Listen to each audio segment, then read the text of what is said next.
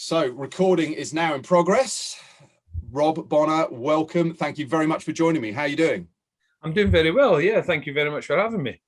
My pleasure.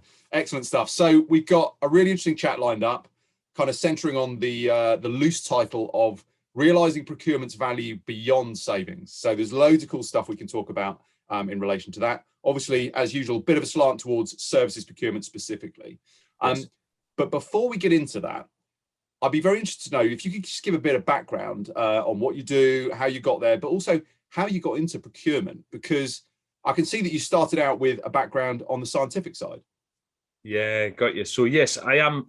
Well, I did a chemistry degree. I wouldn't go so far as to call myself a chemist. Yeah, but because obviously it's now been 20 years since I was actually even in a lab. Although, well, I have visited labs, but not as a chemist. Yeah. So yeah, I suppose how I got into it was I started off as doing chemistry in the lab, and was very lucky to go and work at BP at the start of my career and do a placement as part of my degree. And I loved it. But at the same time, there was a kind of itch I had to scratch around the more business side of an organization. Yeah. So I recognized the fact that I wanted to chart a career or a path that involved having a look at lots of different areas of the business and what actually made the business work. Because even in chemistry, obviously, particularly when you're looking at maybe the application of some of the studies that you're doing, you're looking for perhaps the use of waste materials or the total cost of ownership of a plant or whatever. So you're really starting to open your eyes to a lot more of the business side. And so I joined Ford on the graduate scheme, actually, because that seemed like a great way to really have a look at multiple parts of the business. And I started in finance because anyone who's already done chemistry will be able to tell you chemistry is basically maths. Yeah, or a lot of it is. Yeah, so there's a fair chunk of it that's maths. So obviously it started in finance, really enjoyed it. Then I moved to procurement, and I never left. I never looked at another area of the business. Actually, I stopped there because I really enjoyed it. Why did I enjoy it? Because it's really about relationship building. So I really enjoy that piece. It's about talking to people, trying to understand things from their side, and then trying to find the best solution and the best route forward. So a bit of negotiation, obviously. And yeah, I really enjoyed that. And I found also in procurement, I got that, I kind of scratched my itch that I could see so many parts of the business, because in procurement, you're partnering and you're building relationships across the whole business, because everyone wants to spend money. So, and they all want to get value from it. So I really enjoyed that. Anyway, then if I had to say about the rest of my career, I'll probably summarize it a bit quicker, is to say I've done 20 odd years in procurement so far. I break it into 3 sevens. So the first 7 years really about building strategies and developing and deploying those strategies globally. Then the middle 7 probably really focused on supplier enabled innovation. So how you work and partner and collaborate with vendors. And then the last 7, by design and by happy accident, really around transformation. So either building teams, building capabilities, or divesting, integrating. So you can tell which bits were a happy accident. Yeah, the divestment and the integration. Yeah, but really getting into that management of change within procurement, which is, I mean, is similar to the idea of strategy is still change and innovation is still change that you're driving, but really about more around the structure and the function and that kind of transformation. I'd say the last 7. And yeah, the flippantly, I have before said that I've worked in 4 industries, so cars, drugs, booze, and energy. Yeah, but yeah, automotive, pharma and healthcare, and then brewing and FMCG, and then now in oil and gas again. And I think that's something that I'm also quite, when we talk about value from procurement, that's something I'm really excited about, is the fact that people can really bring great strengths from different industries. Right. So probably that may well come out later as a theme, but it's really around the idea of how do you make sure you bring that best practice and you're open to new ways of doing things, and not always the kind of got that not invented here mentality. Yeah. So being open to that and looking out beyond your horizons. Yeah. And well, actually, maybe that's what's led me to talking to you. If we talk about social media and LinkedIn, I really see that as being a really strong tool to allow people to look beyond their immediate surroundings and to really look for that best practice and that thought leadership or whatever it is that you're trying to tap into, best practice, that you can really look and you can see so much on LinkedIn, particularly at the minute. I'm really excited about it, the explosion of opportunity on LinkedIn. Well, you're one of the people within procurement that I see do lots of interesting stuff, particularly on LinkedIn. I do think it's really important, as you say, expand your horizons, gets you involved in the conversation, you share best practice. Interesting what you were saying about the different industries there, because a particular industry might have a real burning need to sort a particular problem out that might not be relevant in another industry until 10 years later. But was it Boser, the Danish philosopher, said, need is the mother of invention. So in certain industries, they're really having to solve problems, thorny issues that can be extremely valuable in other areas. And so when you're engaging on LinkedIn, I mean, firstly, do you think that more procurement people should get involved in the conversation, or is there an opportunity for them to do that in a meaningful way that's not kind of like taking up their time without giving them value? Yeah, so the interesting kind of awareness or understanding of LinkedIn that I've developed recently and why I've become more involved and engaged is, so I didn't understand or recognize the idea that the people tell me that 99% of the people who are actually members of LinkedIn never post.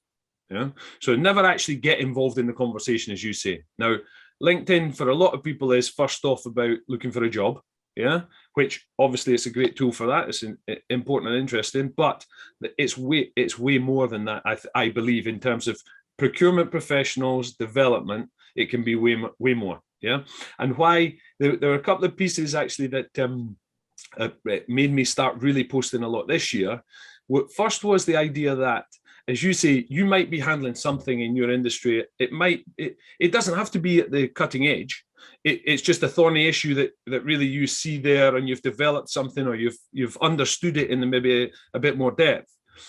If you're willing to post about that, it will be valuable for someone. The community is so huge that there will be someone else out there. There's no such thing as a new idea. So kind of quote, but you say, well, if you're going through something, the odds are someone else is doing exactly the same thing at the same point somewhere in the world. So just by posting about it, you might meet up and be able to collaborate with people who can help you with and give you a different idea on your side. But you definitely will be offering support to others. And it doesn't always have to be that cutting edge. It can be any part of the journey is valuable for someone. There will be someone at the same level as you. And the second thing for me was the idea that I used to go on LinkedIn, I used to consume information, so I'd just be scrolling through my feed, looking at things. And someone, I can't even remember who it was, that said to me, and it kind of struck home, is if you don't like, comment, or share on that post, then you really are just a taker. You're not giving anything to the community, because you absorb that into, you see that in your feed, you absorb that information, but it doesn't go, or the reach of that information is reduced, because LinkedIn is watching to see if you actually value it before it shows it to more people.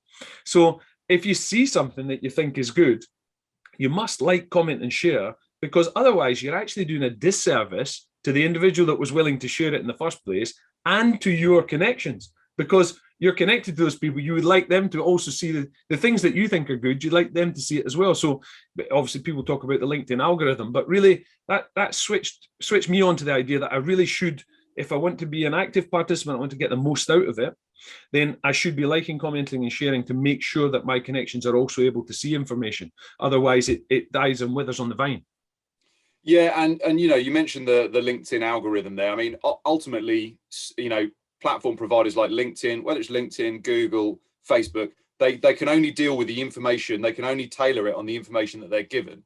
Yes. So within LinkedIn, you'd assume that if you're liking certain types of information, if you're sharing certain types of information, it's going to associate people's individual accounts with particular hashtags, particular topics, people from particular industries. There should be some clever stuff going on behind the scenes, that if you are liking, you are sharing, you are getting involved, commenting on stuff, etc., and posting, then theoretically it would make sense that your feed should become more relevant. There should be more relevant information, and hopefully you can get rid of some of the stuff that's not actually interesting to you, but by targeting the stuff that is, because that's where the platform provider should make it more specific to you. Yeah, exactly. So it's a really good point. You're right. The idea that you are in charge of curating your own feed. So if you're not seeing what you actually think is relevant, so I'd say the piece that the way I approached my kind of posting and engagement in LinkedIn at the minute is obviously I like and comment on things that I think are interesting, and not all of those will be heavily focused or targeted.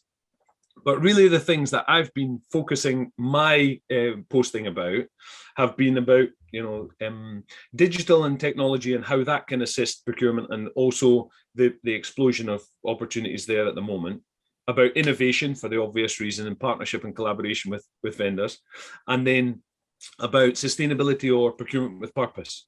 And so I have, as you say about hashtags, I've tried to focus on those kind of hashtags. So, supply chain procurement, innovation, sustainability, etc. I've then also focused the groups that I'm trying to use on those, around those areas. So hashtags, groups, and posts are all kind of clear for two things. First off, to curate my feed, but also so that if people are connecting with me, they know the messages and the things that I am going to share with them. Because I think, some people have different approaches to connection. Some people are only willing to connect with people they know very well. I'm quite open, to really growing that network. Not that I believe that, I'm going to have a hugely deep relationship with every connection, but really that I would be able to see what people are posting and then be able to curate my feed that way by following the things they're posting. And if I see that's interesting, then it's to my benefit. And I think in a lot of my professional development up till now, everyone talks about the 70-20-10, but the interesting thing for me is that, well, where does LinkedIn fit in that 70-20-10 of learning? Yeah, is it 70 on the job, 20 on the job but led, and 10% theoretical? But where does LinkedIn fit? Well, actually, I think it fits almost in each of those buckets, because you can find things that are really relevant to your on the job. You can network and talk about either thought leadership or guidance around how you could further develop those areas, and you can do completely theoretical studies, etc., using LinkedIn. So I think adding a couple of hours of LinkedIn to your week should be part of everyone's professional development, I believe, because it's a hugely strong tool. Yeah, and it's we're in the information age. All of this stuff is out there. If someone is in a procurement team, or they're heading up a procurement team, or in a finance function looking at procurement issues, there's so much information out there. There's so many people out there, and it's almost like you've got to tap into it to realize how much information is flowing. I mean, I tend to post specifically about stuff related to services procurement, technology, innovation, which is where some of our kind of stuff and conversations have crossed over. Yes. But it's like, if someone's got a dog these days, if your dog's being a pain, you look it up on YouTube. How do I stop my dog chasing cars, whatever it might be? And I think, but so people are much more used to that. But there's still people that are going to be every day thinking, oh, my dog just keeps chasing the car and it's so annoying. How do I get it to stop? And they're not doing that. I think the same is true within a work environment. Maybe it's less accepted at this point. Now, it'll rapidly change. It's rapidly changing at the moment. But if someone in a procurement team is coming up against a particular issue, they're struggling with something, they're trying to work out, there's all this wealth of knowledge and wealth of information out there. Yeah, totally agree. And so I really have been enjoying the content a lot more now that I've actually started to actively participate and curate it. Yeah, because as you say, it's much more relevant, and I see a lot more things now. And then it stimulates a lot of creative thought, because it's amazing the things that people are coming up with. I posted recently about particularly around AI, because I don't know your experience or real belief in where. I leave it to our CTO. He's the AI guy. But if I look at and I say some of the things that people talk about as being AI, they're just algorithms. Well, that's it. They're artificial, but they're maybe not so intelligent, or it doesn't feel like it to be. So, and I say, well, maybe it's automation rather than real AI. But so the piece for me that I've started really consuming a lot of there is to say, right, what is it that people are doing that really shows the way with AI? Yeah, that really gets you excited in the real intelligence in it, because we're all, well, I don't know if everyone's, sometimes I project a bit, but certainly when I look at AI, I think, hey, there's a huge opportunity. There's a great opportunity for people to, of course, automate, to reduce the workload on the individuals within their team using AI. But then the bit that gets me excited, because we've always been doing that bit, the bit that gets me excited is looking at beyond that. So what actual opportunities and growth can it bring? And particularly like in sustainability or supplier collaboration, those areas of where we could start to look at risk, resilience, whatever, using AI, I get really excited by. Where it's intelligence, where the intelligent thought is in the machine rather than in the human. So it's not just providing a whole lot of information and a human makes a quick decision or a quicker decision because we've automated it. Where it can start to make the decisions, I get really excited about. And so that in particular at the moment, I'm getting more and more excited about. And there's loads on LinkedIn because everyone's sharing their thoughts on that and really rapidly improving. Yeah, and I think, do you know what? It's a great time for procurement to get more involved in the conversation because procurement have really been brought to the fore during COVID. And I think if you look at the way that supply chain management has had to react to this massive global historical event on series of events that's still going on now. It's just allowed. I think the other side of it is the importance of procurement has almost never been higher than it is now, and it's an opportunity for procurement to really seize on that and capture that and push the agenda. Because I always see procurement as this very much a linchpin, particularly around information, external information, internal information. And we're talking about the AI side of it, that is, has this giant future potential. It's incredible potential. But even in the meantime, I mean, I always take it back to services procurement, where there's generally a lack of the basic data. If you capture granular data on all of the projects that you're running with all of the suppliers that you're working with in services, you can make the intangible much more tangible. And if procurement have got data, then they can be strategic within the organization. And I think that's where there's this huge value. Yeah, got you. And so you're right to provoke me about services procurement, because the bit that you and I discussed a bit previously, that I think, particularly around services procurement, the challenges, well, some of the challenges that a lot of people face are always like stakeholder engagement in the first place. Yeah, so are people actively or passively avoiding procurement, and whether it's, I'm not suggesting it's for the wrong reasons and that they're trying to employ their best friend or whatever, but the people oftentimes build a relationship and they want to maintain that relationship, and they don't see the value that procurement could bring, so they almost see it as a hindrance. So there's the engagement piece, and then there's doing it right, so the data collection or the data growth piece. And if I look at that piece, one thing that I get really excited about in terms of technology and tools that we can assist people with is what we would have called guided buying in the olden days. And so it's that kind of approach, but it's to get people to a point of view where each of the individuals in the organization who wants to engage a service understands how they should do that, how they can make sure they don't lose value or leave value on the table. So they're guided to build a proper statement of work with actual deliverables, maybe some skin in the game, maybe some penalties, maybe some gain share, whatever it is, to encourage the right behaviors, however we go about encouraging the right behaviors. That building that statement of work, etc., does not have to be negative impacting on the relationship. It should actually be a positive impact, because you understand the value you're getting from that relationship and the benefit from that supplier. The supplier knows what it is you actually want and how they can go about delivering it. They've probably built the statement of work with you and you're all agreed right from the start. You can then measure success and say, yes, we've been successful or otherwise, and you can course correct through the deliverables. And then it should actually strengthen that relationship, because it's just everyone's clear. And so services procurement, one thing I didn't talk about in my intro is I obviously started out the first half of my career really working on goods and materials, so on direct procurement, and then I moved into indirect procurement, and I made that kind of calculated move because I said, look, I've done an awful lot in direct, but people keep talking to me about indirect, about how transferable the skills are, about how you can never, you could never come and work in IT procurement or anything like that. It's such a specialist niche that it would be completely different to buying goods or materials. Yeah. And so that really intrigued me, and I saw it as a great opportunity to broaden my procurement, both career and skills. And so that's why I moved into services procurement in particular. And in most organizations, particularly when I moved into it, services or indirect procurement was way less mature.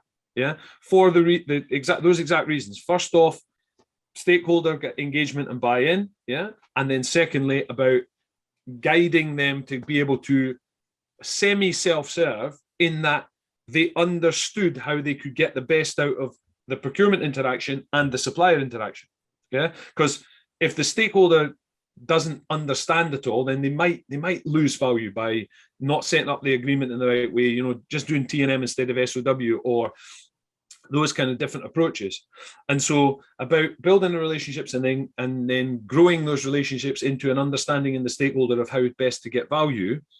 That's what I see in services procurement as being the kind of key to having a value delivery for the procurement organization. But also now I see a whole lot of tools and a whole lot of approaches that can help to develop that even further, and then use the data in an iterative fashion. So actually collect and collate that information, and then enable you to make more strategic decisions and guide that understanding and awareness even more.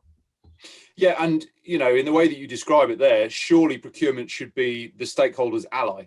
Yes. In the sense that they can look at it and kind of there's always going to be a problem with rogue spend, or unless the organization mandates something, which is just doesn't fit the culture in some organizations. But in terms of what you were talking about with how to buy a service, that's got to help people, because you can help them define the requirement. You can help them with all of the good procurement stuff around the negotiation, the relationship. You can be the bad cop with the supplier. They can maintain the nice, clear relationship. Yeah, it's good when you went straight to bad cop, good cop, because actually, so oftentimes that even just that is a hook to get stakeholders on board, so they understand. Look, I'll do the thorny bit of actually talking about the numbers, yeah, and you can maintain your great working relationship, etc. Now, the interesting thing for me is, if done right, yes, there might be discussing the thorny subject of money is never, as easy, but actually it doesn't need to be, or you can probably tell from my personal style, I'm not, even my bad cop is not that bad. Yeah. You know what I mean? So I always veer towards collaboration and partnership if at all possible, until it's really proven to be impossible. And then you just have to, sometimes, obviously, you always have to sometimes have true bad cop, but it's really about, or I wouldn't say bad cop, good cop, even though I do understand it. I would say it's kind of more about separating the responsibilities so that the stakeholder can be guided as to how to make sure they manage the thorny subject of money professionally. And the more they see you doing it and you guide them, they can start to do it themselves and understand that it doesn't have to be a negative it doesn't have to be adversarial or difficult in the future. It's really about just finding what's valuable for both sides and getting to that, I mean, not win-win, but, getting to that negotiated position.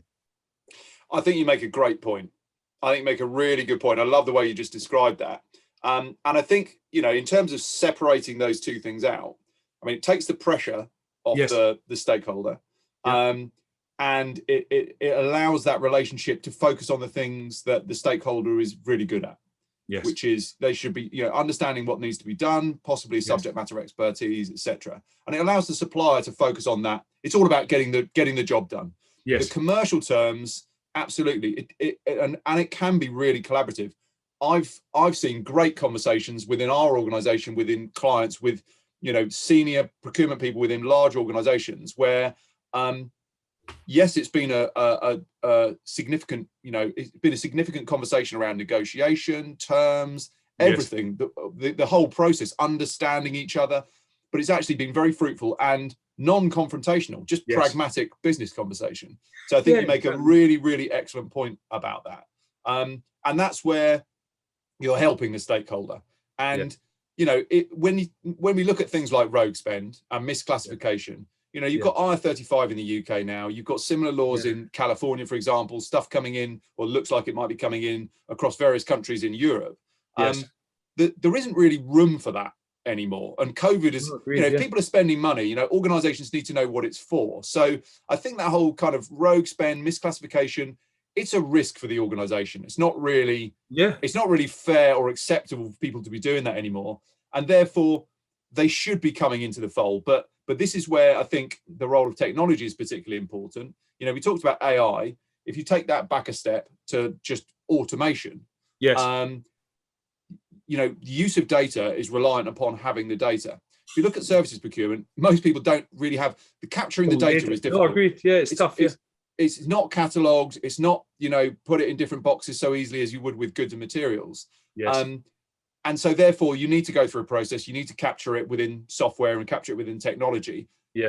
But that, even just that process adds in so much, in the sense that, you know, you're standardizing a statement of work contract. You're ensuring that milestones are being agreed and approved. You're having and then a follow-up process where delivery is actually visible, because that just helps everybody. It helps the stakeholder. It does help the supplier, as you said, because they're getting transparency on the good work that they're doing that might otherwise get lost. And, you know, if you have change requests captured and things like that, otherwise a supplier might be victim to being seen as doing a bad job, where actually the stakeholder's been moving the goalposts every 5 minutes. Yeah, totally agree. Yeah, it should help everybody. And ultimately what it's doing is it's not a negative on procurement, because it's just automating the things that should be automated. So I'm quite passionate about the value that procurement bring to an organization, but I see it as the real value for me is the strategic. To transactional is important, but some of that stuff can be automated. Yes. Yeah, totally agree. So the bit that actually what is interesting to me is if we look at the pandemic impact. So, you know, if we talk about unprecedented events, so we've got, you know, the pandemic, then we've got Suez, then we've got the chip crisis, and, you know, I think the main thing we got, I saw someone posted a cartoon from one of the newspapers the other day, basically saying, look, how many of these have to happen before none of them can actually be unprecedented again. And it does get to that kind of stage where you say, look, what we do know is that, I mean, there's always been challenges in procurement, but right now, it's very visible to people, particularly around goods, that there are major challenges. So when people start thinking about risk and resilience, it's very easy to just automatically think of goods, like, oh, what happens if, you know, you know, we've got these blockages or problems with materials, right? So they say, well, actually, in services, it's almost the same. Procurement have had a great opportunity to really come to the fore, as you say, to be able to demonstrate and discuss with people that, look, actually, where it's a pandemic, it's actually taking people, it's taking individuals out of this, we mustn't lose the opportunity now and get too focused on goods. We must make people aware that in services procurement, we also need information, we need visibility, we need to build risk and resilience. So if I say about SOW and data gathering, one of the interesting things for me is, like, traditionally in an SOW or a service agreement, you might have put key individuals. So you might put key individuals. Well, how's that affected by pandemic? I mean, you've got to look at a lot of different ways to make sure that if that key individual suddenly wiped out, or that whole group are wiped out, disappear off for 2 weeks to self-isolate, how are you going to still deliver? What are you going to do? You then, as you say, if you focus on deliverables and you focus on how you can get to those deliverables and how you're going to measure those deliverables realistically and capture the data, then you can build the relationship and the structure the relationship in a slightly different fashion. And so the visibility piece, you mentioned about IR35. If you look at IR35 or you look at the German supply chain due diligence law, I think we will see much more of a tightening and a changing in services globally, which really rely on understanding the supply chain. So yes, you've got a vendor. Do they have any subcontracting? Who are their vendors? What's going on in their tiers? Even in goods, it's obvious. Everyone talks about the tiers of a supply chain. But in services, oftentimes people don't think about it immediately. So they say, right, we've got this key vendor. they're going to deliver for us. But actually, what software are they using? Where is that software created? Where's the IP and the knowledge on that software and the implementation of that software? Because I've seen some great examples through the years where we had, provision of a service that was reliant on a one-man band software. And they say, well, particularly in pandemic, you want to be getting through those tiers to say, well, if that guy goes down for 2 weeks and, God forbid, the software also goes down at the same time, what are we doing? Yeah, if there's no backup plan, there's no knowledge about building the resilience. And so it's easy for procurement, particularly in the pandemic, to come to the fore in goods and materials, talking about risk and resilience. And I think we mustn't forget about services, because there will be still a significant impact on your business through service provision reduction. Yeah, and I think it ties into the some of the work and the commentary and the involvement you have around procurement with purpose.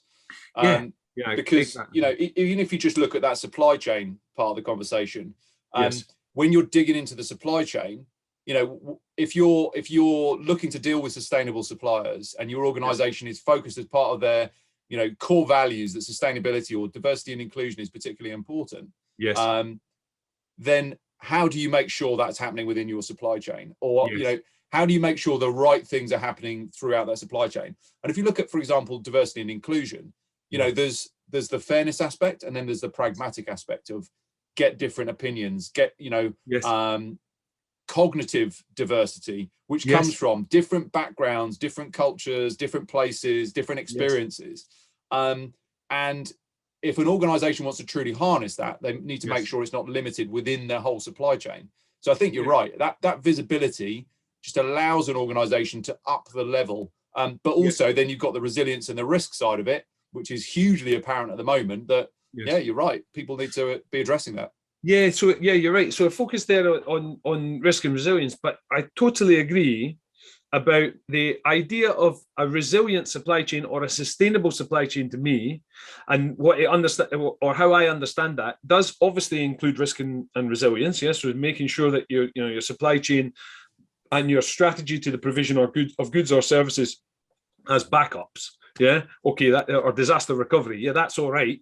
Yeah, but actually, as you say, there's a whole load of things that studies and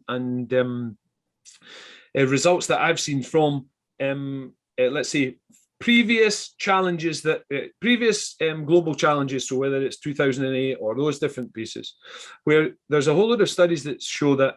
So first off, organizations that innovate through those challenges see results during the pandemic or during the downturn, but they also see like a 30% growth opportunity coming out of those downturns. So actually, there's a piece there where you say, well, look, the time to innovate is right now, where it's dirty and ugly and you feel like you don't have time for it. Now is actually the time to innovate. How do you make sure you can innovate? First off, it's about collaboration with vendors and being open and understanding with them. But really, it's about diversity of thought in your own organization. And how do you get diversity of thought? I entirely agree, is by not having everyone be exactly identical. Yeah. So it is possible, of course, to innovate very well and to be very creative if everyone's exactly the same. But it's possible, but less likely, shall I say. Yeah. So some of the great strengths through my career is I have been lucky that in most of the organizations that I've worked in, it's been very diverse. And so, and whether that's by design or good fortune is a different discussion. But actually, where you say, look, to be able to benefit from the thoughts of someone who's coming at it from a slightly different viewpoint, it is really, it's beneficial for you as an individual, but it's really beneficial for your team. And I love the idea of diversity and inclusion as being a really strong message for sustainability, because that's something that we can affect in our own team straight away. Yeah. So actually, when you're building your team, when you're growing your team and looking at that, look at diversity of thought, as you say.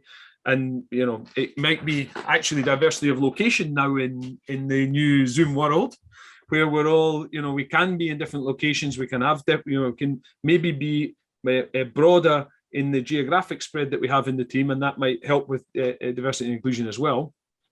But I think that if you focus on that piece, then when you start to go outside into the supply chain and the supply base, you will already have built in some of those different thoughts and those different approaches.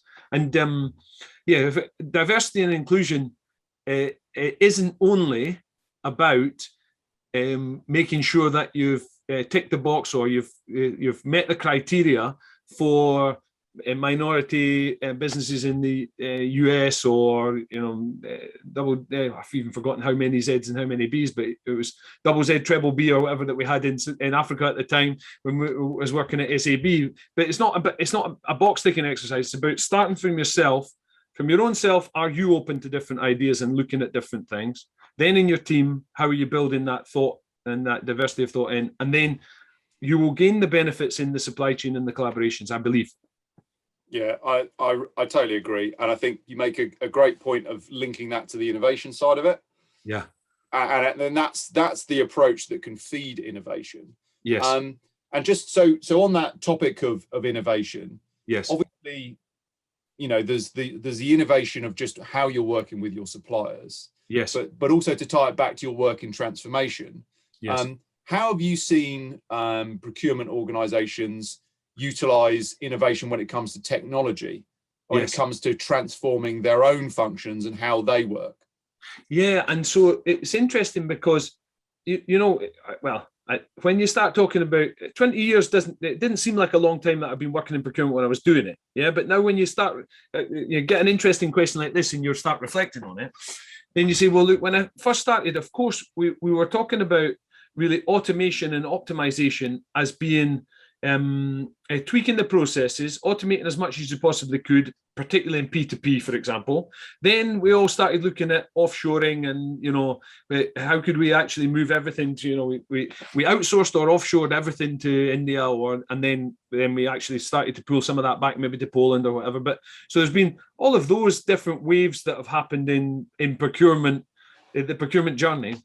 The bit that I'm kind of most excited about now that I see a lot of, or that is really interesting to me, and that probably will guide some of my thoughts about the next steps that I take around procurement automation and optimization, let's say, rather than pure automation, is this whole idea of tech, where previously what we looked at is we looked at enterprise-wide, which are still good, and not any challenge, but we looked at enterprise-wide implementations of a tool, which would help us with the data, it would help us with the optimization, it would give standardization of process, etc.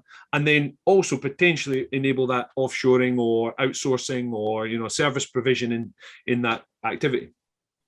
The bit I'm most excited about now is the fact that because, as you say, procurement's been a bit more visible with all these challenges that we've had, there's a real explosion of investment in best of breed or specific tools.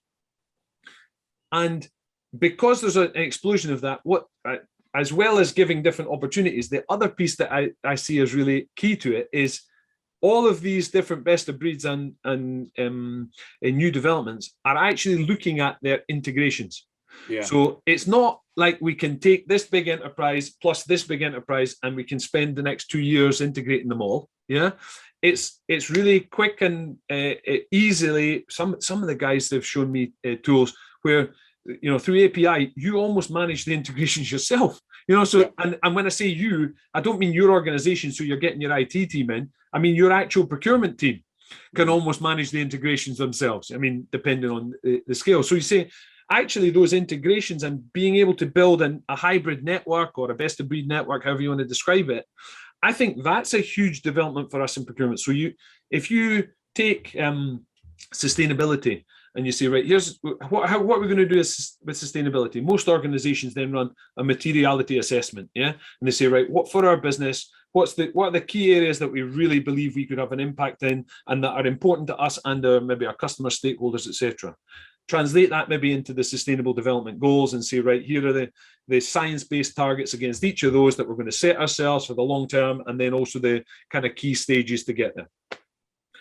If you take that approach and you say, right, based on that materiality assessment, what are the key interventions or changes that we need to make in the way in which we go about procuring?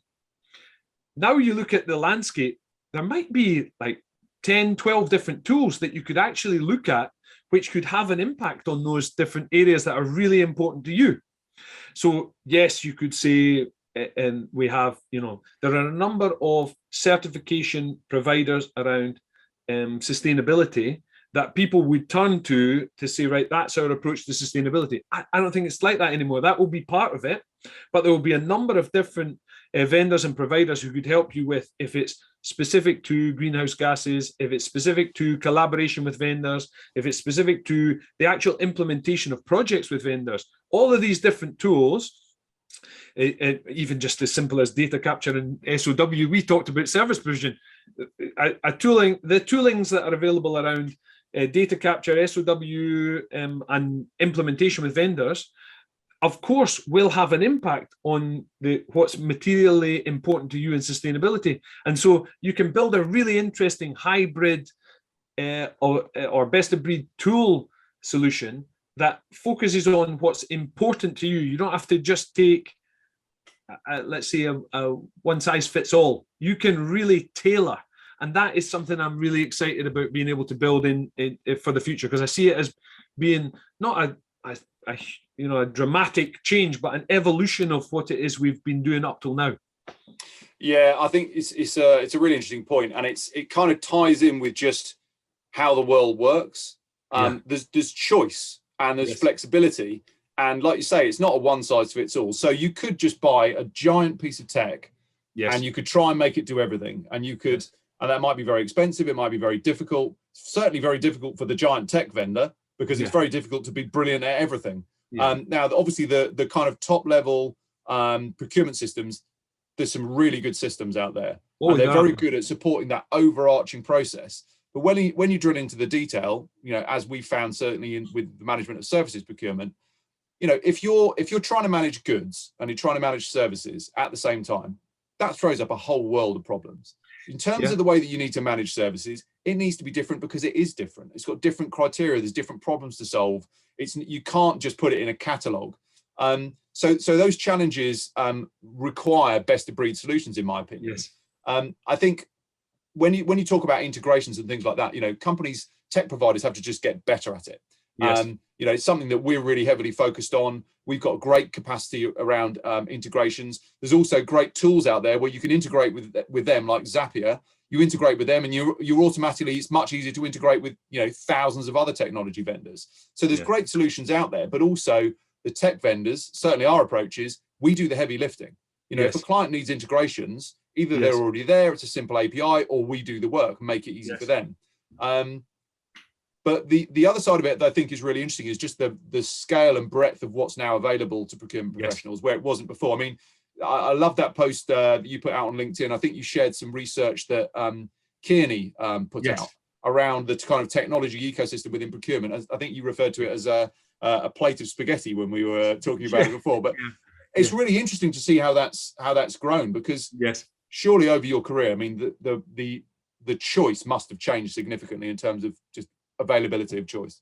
I think that's so that Kearney research, I really enjoyed it, and maybe I don't know if that says too much about my personality, but I really got into it. Right? I don't know what that says about me personally, but I really loved it, and I tell you why. Because in that article, they brought you on the journey. So I think in their research, they showed you like the evolution of tech. And that really, I think it, as you say, it's changed so much in procurement. The procurement and supply chain world of tech has really changed so much over even the short period I've currently been working in it, that, as you say, we had major groundswell shifts and changes already. But right now, it feels like it does feel like an explosion. So I kind of could describe it as a plate of spaghetti, but I suppose you could also describe it as like a fireball or a firework. It's to say there's such an expansion and a proliferation of different options, but I don't see that as a negative, because I think that there's also an understanding and an awareness of integration and, as you say, maybe the heavy lifting. Who's actually doing what? How are we making sure that this is, everyone else is not just sitting back and saying, well, if you've got one of the big enterprise guys, get them to do all the integrations. No, that's not going to work. It has to be much more fluid and much more dynamic. And people are doing that. People are offering that now. And integration, and the approach to integration has become a bit easier and a bit more straightforward. Well, a bit more understandable for those of us who have maybe not been doing pure integrations for a number of years. We can get our heads around it, understand how things are going to fit and how we're going to build the landscape. But yeah, I see that explosion. Definitely right now, I'm really excited by that change, that opportunity. The bit on the plate of spaghetti that I see as kind of the next step for me, in my understanding, and what I'm searching out on LinkedIn and talking to people about, is really like the best use cases that we've got for people putting that together. So I know, I am starting to try and build some in the background, but I know it's not going to be provided to me on a plate yet, but someone will get there. But around like some really great use cases of, right, if you're in maybe, I don't know, oil and gas or whatever, energy provision that I've been in. You see, right, if you're in energy, here's some great examples of what people have done around, almost like a filter overlay on that plate of spaghetti that says, right, here's a kind of best of breed or best in class energy overlay at the moment. Yeah. And so that's what I'm really searching out and looking. That's where I've found LinkedIn to be so strong, is that I can network with individuals who can tell me what it is they're up to, so what they've put in for tail spend, what they've put in for SOW, what they've put in for maybe goods and services, or supplier collaboration, or maybe the management of the innovation pipeline, those kind of things.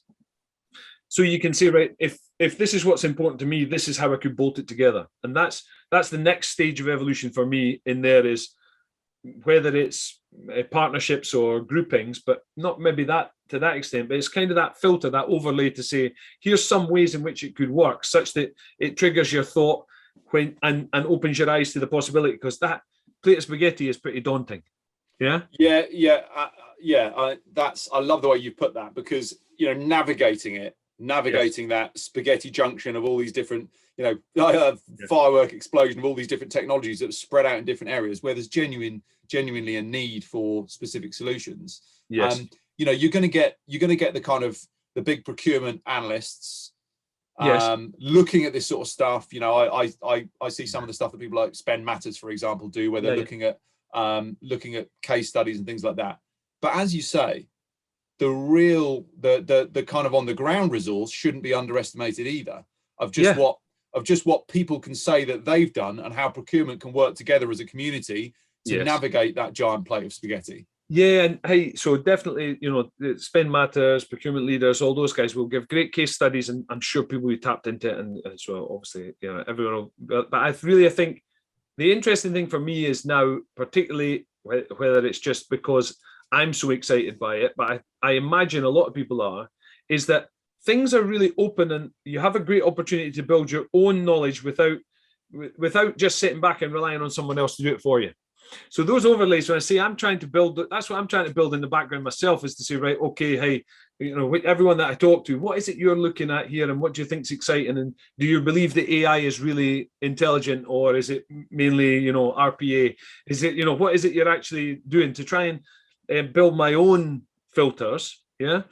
And I think most people could, most procurement practitioners can start to do that themselves now, and build a real eclectic mix of knowledge bases and sources, and LinkedIn will be able to help them do that.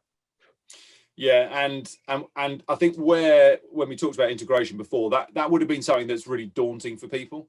Yeah, but as I say, it's kind of like it's the problem of the tech vendor now, to a large extent, and particularly the smaller, newer tech vendors. Yes, it's a problem that they've got to be invested in solving. They've got to be good at integrating, and I think a lot of them are. I mean, to be honest, I don't believe it would be sustainable to have this proliferation of specialist providers if they couldn't integrate. It from my own personal experience, you just couldn't survive if you weren't good at integrating. Because sorry, tell me. No, I was just gonna say, you can solve a specific problem. Yes. But a company's still going to be individual and unique. So in the way that they need to solve that problem, and in the way that it needs to fit in with the rest of their infrastructure, their processes, could be dependent on industry, company culture, just the way they do things. That is, you need to be good at your best of breed specialism. Yes. You need to be good at making it work for different Yes, organizations as in well. different landscapes. Yeah, I think I entirely agree. Sorry, I interrupt you, but the thing that you really resonated there is that idea that it's not that proliferation to me is not about a proliferation now that will consolidate down into 4 or 5 future state technologies. That's one thing I'm really excited about. Is I actually see a lot of those as having some legs. Yeah, so it might not be the full plate of spaghetti, but actually, I think with a different approach to integration and the opportunity for people to understand that hybrids can really support and help them, I think a lot of those options that are there will have longevity, and it's because of that focus on integration. Yeah, I agree. Hey, by the way, when we were talking there, I wrote one thing down because we were talking about services procurement, and you said, hey, you can't catalog it, right? The one thing that triggered in future. Well, one thing it triggered for me was not pure cat. So I agree in a lot of relationships, particularly when you're doing SOW, it's not really catalogable. I mean, a lot of the data will help you to derive like should cost, etc., which will help you to understand a bit more about cost drivers and what it is that your deliverables are actually building in. But some of the use cases that you talk about the backstory. So when we're doing all the experiences I've had where we look at services, a lot of the time what is being put in there as services is almost catalogable because it's installation service or things like that, where I see those as kind of like almost a hybrid. And it just, when you mentioned about catalog, it triggered me to say there are some of the things which veer much more towards a good than a real service that really almost can be 90% catalogable. And that piece I still see as being, so it's still service, it's still on an SOW, but it's about focusing the intelligence where it needs to be. So if you've got like a price list, if it's almost like a price list that you're shopping from, that's still not a catalog, but it's about automating and making that as clear as it possibly can be, which means that you're only spending time on the right, what's different in this particular case to the norm. What is it about this that's really of value to us? Is it, we need to compress the timing. We need to really focus on giving this. I mean, all customers get the gold star service, but, this particular one is an area that we really want to, a customer that we really want to grow for the future. So we want to make sure that it comes off without a hitch and we want to focus time on that. But so what is the value and the outcome that you really want? You can add the intelligence there and automate the price list. Yeah. So that when you said about catalogs, one thing that it triggered me, and I know it was a while ago you said it, but I wrote it down because it really did resonate with me, was the idea of even in services using using intelligence where you require it. Yeah. And automating as much and making as much as let's say streamlined as you possibly can. And I'd say people will understand that if you talk about a price list rather than a catalog, but it's a kind of, it's at the borders for me between catalog and price list. Yeah, where you can catalog it, go ahead and do it. Where it's price list, but there's also some intelligence, that's the bit that you want to focus on, that intelligence, and automate the price list. Exactly. And I'm seeing organizations starting to look at this where they're a bit more mature in their services spend management. It's quite difficult in some ways to categorize services procurement. The way I always find, the simplest way I always use to define it is just to use the statement of work as a kind of leveler to say, if it's being delivered under a statement of work, then there's certain information you can capture. If you can capture that information, if you have a process that captures information, organizations can learn, they can develop, they can see patterns. Procurement, one of the things that I find fascinating about the fact you came from a scientific background, I only got as far as chemistry A level, where I was in danger of kind of like burning down the lab most of the time. But it is very analytical. It's quite mathematical, a lot of statistical analysis and stuff like that. So actually, procurement people who, one of the things I was going to say is, where you bring skills over from that sort of thing, you brought analytical skills. You then went in through a finance route, again, analytical, numbers based. But I think maybe you also have some inherent natural characteristics in terms of relationship building. You're a very good communicator. you'd obviously proven throughout your career you can do negotiation and collaboration. So those may be more personal characteristics, but Yes. but those attributes of being able to analyze data, make inferences, that's the strategic value. And where organizations are capturing that data on services, they will see patterns. I mean, we see standardization starting to come in, even just standardize the statement of work template you're using, or different type of statement of work templates for different divisions, different locations, different types of engagement. But having some standardization, you can start to see the signs. We even see things like template statement of works being used. Yes. Template kind of requirements capture, sorry. So where someone is creating a requirement, yes, for example, in our system, they go through a kind of project creation form, they can use a template.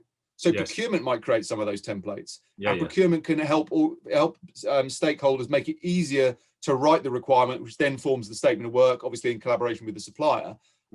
But you start seeing patterns, you start seeing underlying things. When you're buying this type of service, typically these things will be required, these things need to be considered. So I totally agree. It's something that the more data you've got, the more you can see these patterns, and there will be patterns that can be harnessed to make things simpler and more effective. Yeah. Hey, you're talking about maybe well, I don't know whether it's nature and nurture, or whether it's, as you say, some of the skills that I see often in procurement people. Obviously, data and analytics, yes, is particularly now when we move into the world where hopefully we'll have way more and more data. Yeah, it's a real skill set that we need in procurement. But the other piece, that the word that you didn't mention that I always like to use is curiosity. Yeah. Because actually, if you've got the data, you'll be curious enough to find the patterns, to look at what it is that's driving. You'll be able to dig it down into it and use it. And also, if you're willing to go, whether it's a cross category, cross industry, whatever, and look for, if you're curious enough to look, then, as you said right at the very start, you said, maybe it's a good bookend as we get towards the end, but it's to say, the people who will be able to see something that has been a thorny issue elsewhere. They might, be people that are maybe a bit more mature in whether it's, I don't know, temp labor, or if it's temp labor, if it's insurance, if it's, whichever consultancy. Actually, if I look, one actually that I don't think we talked about before, but was legal services. Right. So legal services, if you say, right, in legal services, you would imagine that historically it's a lot built on relationships. Yeah. So we use this particular law firm because they know us inside and out. Yeah. And then moving that relationship, I've seen some great examples. Yeah. In the buying of legal services where people are getting all the way through to actually e-auctions. Yeah. Now, if you say, e-auctions are not right for everybody on all legal services, but that, where I say you don't always have to be at the cutting edge. If you just take it from being, right, we've got this relationship with this vendor, we always use them because they know us and we know them really well. And, I can always pick up the phone to whichever, double or triple barreled legal firm I use, right? But then you actually implement proper data around why is it we're using these guys and when are we using them and what are we using them for?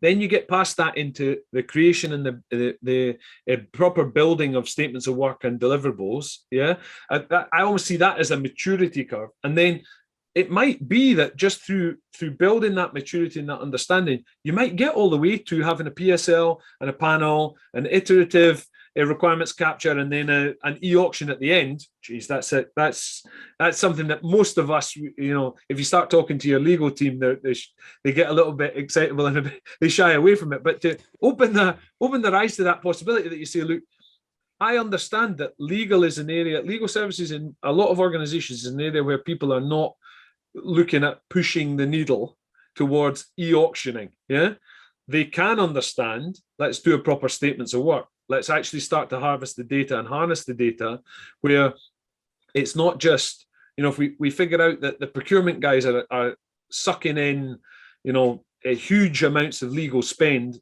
just checking contracts and templates of work and etc. That or statements of work, sorry, that could be templated. And once we've built the template, it might be a bit more effort to get all of the vendors to accept our template rather than just using everyone's paper. But actually, we can see straight away from the data, this is the improvement we should make. Yeah. And we can see, look, we maybe spend an extra 1% or 2% of effort in procurement, but actually it saves us X on legal, and X amount of time is probably the most important thing for the organization. But once you've got the data, you can guide the people, you can show them what's going on. And if you're curious enough to understand what other people are being able to do, your eyes might be opened to those categories or subcategories where you maybe haven't been thinking, and you've said, oh, I'll come back to that another day, or the juice is not worth the squeeze, so I've not bothered. But actually, there might be a business case that someone else can open your eyes to. Yeah, no, really, really interesting. So when you're looking at the data and when you're looking at the patterns, there's clearly some exciting stuff that can come from that. Yes.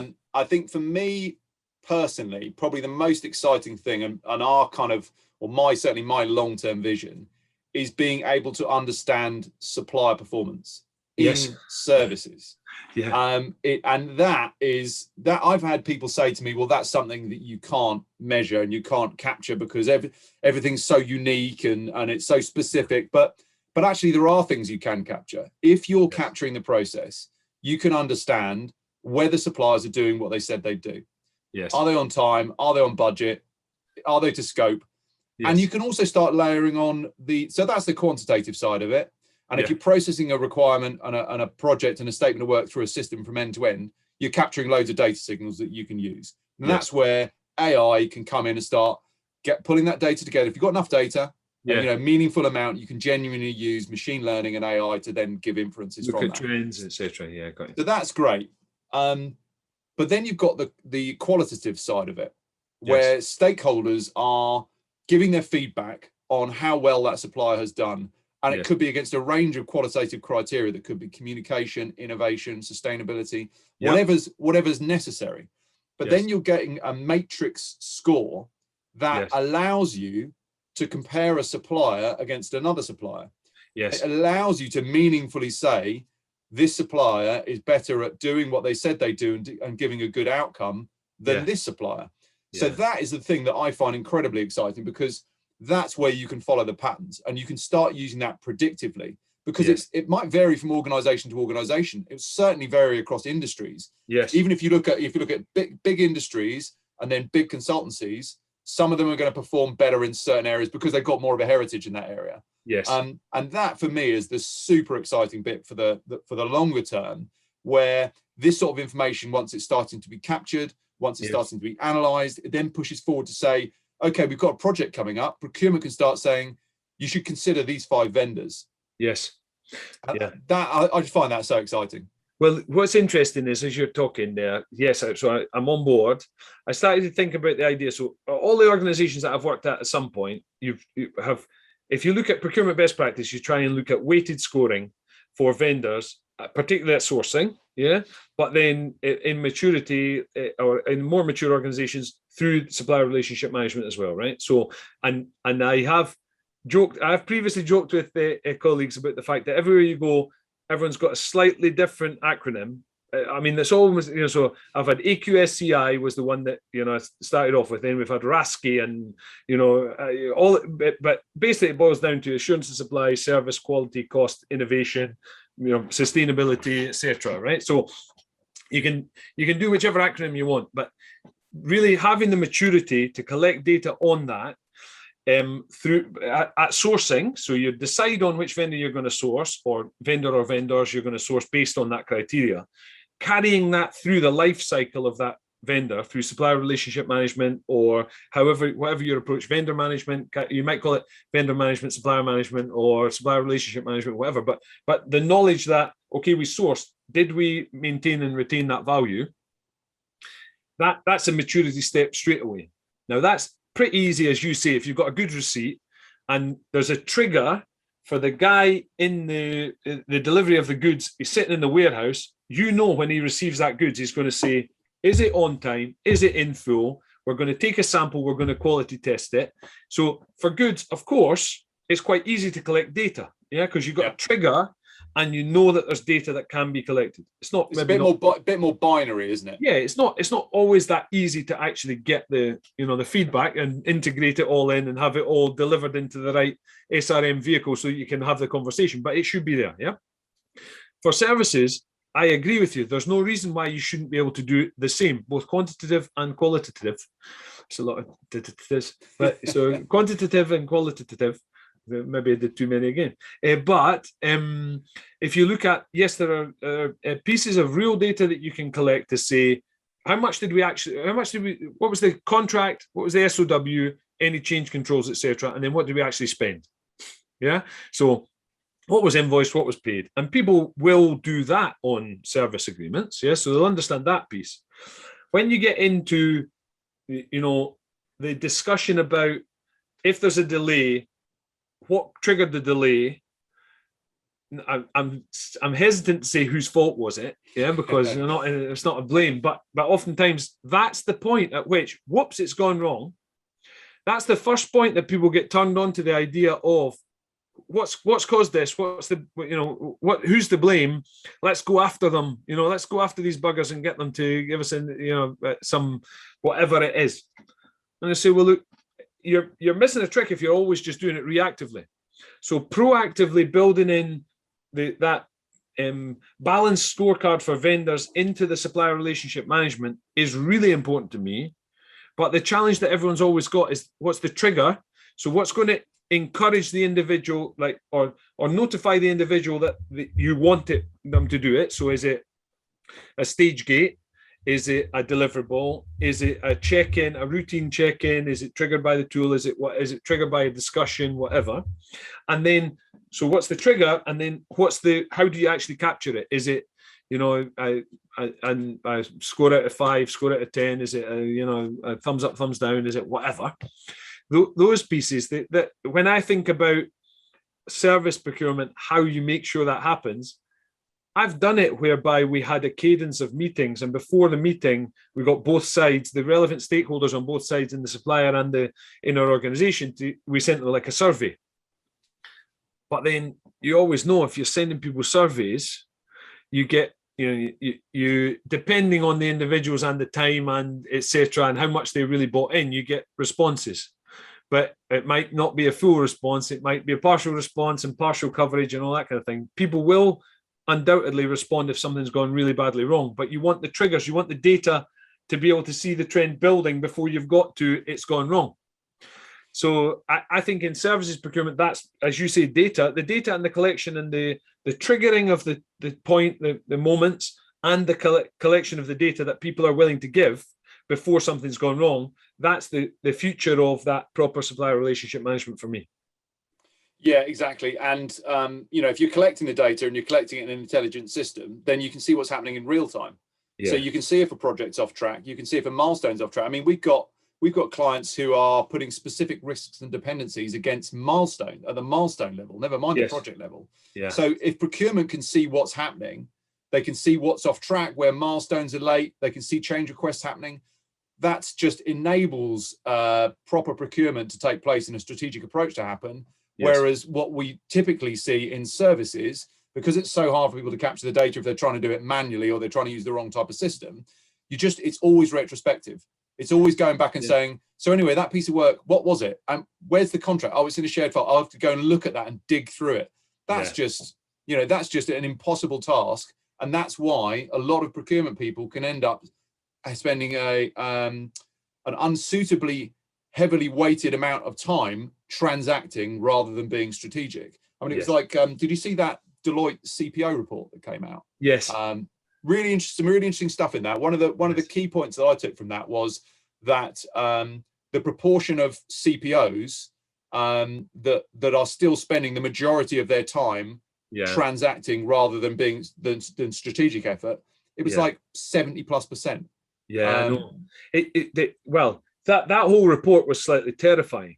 Yeah, and so the spin that whether it's my rose-colored spectacles, but the spin I put on it is that I really hope everyone, because CPOs tend to be hard markers anyway. Yeah. So I hope they were really marking themselves hard. Yeah.